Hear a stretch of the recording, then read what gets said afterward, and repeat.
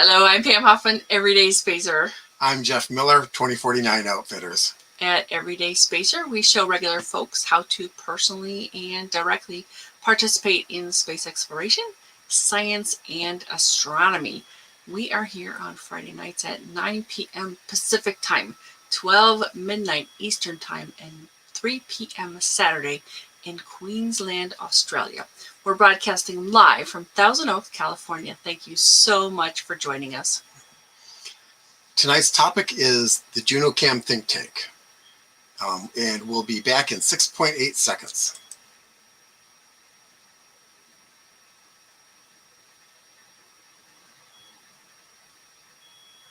Okay, last February, on the 5th, we went to image processing. There's a, and Pam talked about that a bit. There's a lot more to this site. Tonight we'll delve into another section, the Junocam think tank. Pam, what is Junocam all about? So it's really just another part of the Junocam website. And I did take some screenshots, so I'd really like to run through them and talk to you about them. It's not immediately clear what you do in this section of the site. So I'm going to show you, and I suggest that you keep just browsing around and you'll eventually kind of figure it out, but I'll share what I learned. So let's go ahead and show that now. Thanks, Jeff. This is the, let me get it up here. This is the Junocam website, and Jeff shared the, oh, hi Seth. Hi, Seth. He shared the link with you. So if you want to go visit that, you can follow along if you'd like.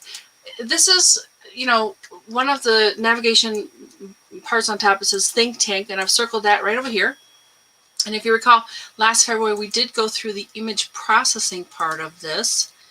But this is all about really diving into more of the science part of this. And they do talk about how, they can go through what they do to go through the material that they get back from the spacecraft. They talk about planning, discussion, voting, and processing. And you see those up here: planning, discussion, voting, processing. And then, so now they've got think tank, and eventually they're going to have this results. So you really can, as they say, look behind the scenes and see the science sausage making in action. And it isn't real obvious what you do at this part, but it looks like it's pretty easy to get involved. You just click on this link here, and it takes you over to a form, I believe, where you fill in. And I think you just ask. I think it's as simple as that. Just ask them.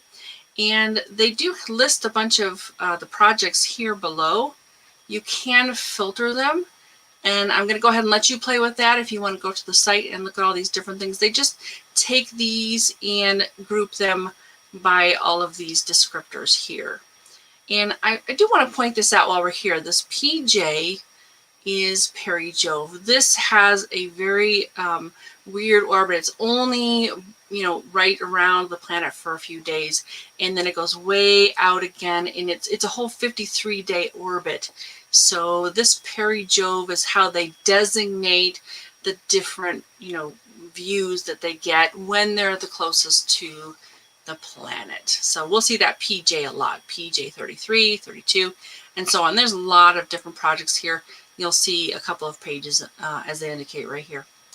And this is ongoing. I mean, look at this is, from April the 12th, so it's still pretty recent. Yeah, hi, Cliff. Oh, hey, Cliff. Glad you could join us. Thanks so much for being here. All right, so, after you look at the Welcome tab, you can get into the tools of the trade.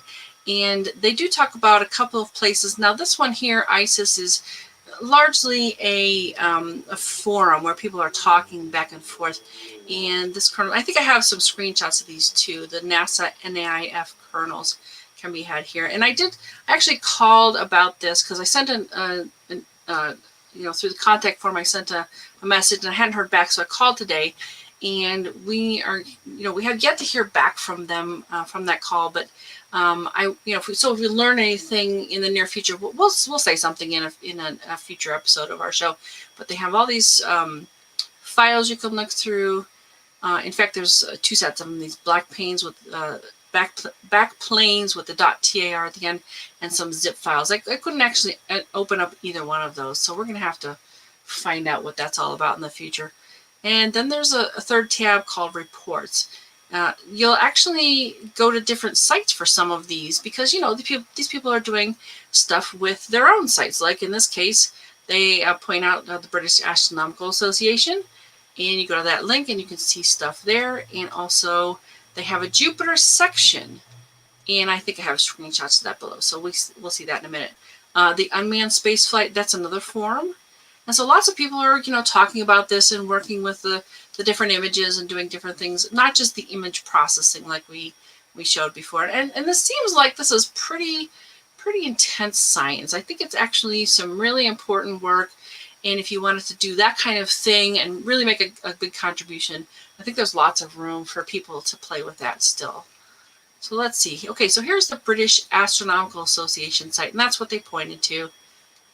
And you can check that out when you go there. But this part here is, in fact, you know, directly related to this work. And it's the Jupiter section of this. And I believe here, this fellow, that's pictured here is John Rogers, because we see him on the think tank part of the Junocam site in various projects. And we'll see that again here in a second. So here's that unmanned spaceflight forum. And yeah, lots to browse here and figure out and talk to people. And these people are working with the Junocam images as well. All right, so I just wanted to get back into here a little bit and kind of point out some things, because this one here, this PJ33, so you've got Tom working on it, and all these people, if you click on their names, it will, you know, gather together all of the things that they've contributed. You can look and see in the full thread. And I actually have the 2 here, and I delved into them, and, you know, next into that, see the full thread below. So let me show you what that looks like. So here's Tom's, and I don't really know what predict map means, but he just did this like March 31st to April 5th, 2021. So these people are active. They're doing things right now with the Junocam images and creating this, like this says, predictor map. If anybody knows what that means, I would love to I'd love to hear your take on it, because I didn't really understand. And I think there was there was really just about this image, and there wasn't very much more in that, but you can certainly look and ask Tom questions. I mean, that's the beauty of this. You can actually go in there and ask about this. So here's the next one down, PJ32, and see that Philosophia 47. That is, in fact, John Rogers. And remember, we saw him on the other website, the British Astronomical Association. So he talks about PJ32. And again, that's, you know, one of these trips around the planet. And he's gonna, you know, he's done a whole report, and he'll add figures later. And, you know, he really just does some interesting work and then contributes it back to the website. So I think this is a really great place to delve into things even more deeply than you can with the images. So his report, you know, if you click on this right here, you go over to the PDF, and you can see that he talked about PJ32, which was last February, and explains what it did, that kind of thing, and really talks about what this orbit was about. All right, so one of the things that's kind of important to understand about what happens with these, and see, here it is, 53-day orbit. It spends most of its time somewhere far away from the planet, and then when it does come around, it's really just kind of capturing, as they say, a swath of longitude, not the entire globe. So what you're dealing with are images like this, and each one's going to be a little different as it passes over the planet. So really, any of these passes you can come in and do things with, and practice and see what's there and what you can do, and I don't know, you know, try something out with actual spacecraft images that have returned to us. And they've opened it up to the public to use. But like I said, I did call today for more information. I'm waiting on some answers. So if we learn something else by a future show, we'll share with you what it is that what they told us. Alrighty. Okay, and so now we're to the section where we talk about what's in the night sky. So what you can see in the night sky this week, beginning May 14th through May 23rd, the moon is 3 days old. First quarter moon is on May 19th, and May 16th is Mars and Moon conjunction. The moon is 5 days old, still in the west. It is waxing toward first quarter moon. Both Mars and the moon are easily seen with the naked eye. May 17th, Mercury is at its greatest eastern elongation, best viewed shortly after sunset in the west. May 19th, first quarter moon. The moon rises at noon and sets at midnight.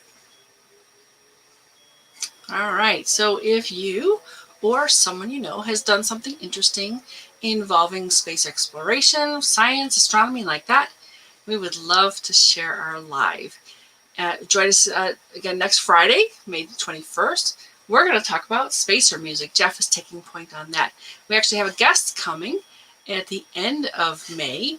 I had to tape a conversation with David Dickinson on May 7th, and then we're going to run parts of that during our live show on May the 28th.